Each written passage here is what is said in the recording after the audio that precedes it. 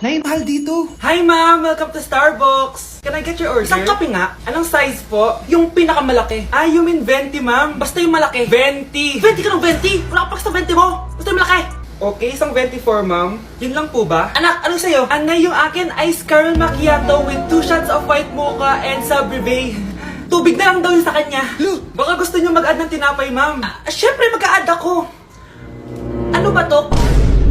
Coin, ano yun? Ah, you mean Queen Aman, ma'am? Ah, oo, yun. Alam ko naman. Nakalimutan ko lang. Your total is 1,200 po, ma'am. 1,200?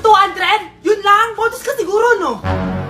Asa na manager mo? Ako po yung manager, ma'am. Ang mahal-mahal ng kape nyo. Sa amin nga, 14 pesos lang yan. Sko, ano ba meron dyan? Ginto? Ang dami nung nasa menu, oh. Pare-pares lang naman lasa niyan. Ewan ko ba, bakit ang dami-daming tao dito? Pumipila pa. Akala mo naman napakasarap ng kape. Ang mahal naman. Eh, di sa inyo ka magkape? Sino ba nagsabing pumunta ka dito? Ang haba na ng pila, oh. Ano, babayaran mo ba to? Papoid na lang. Sa amin na lang ako magkakape, 3-in-1.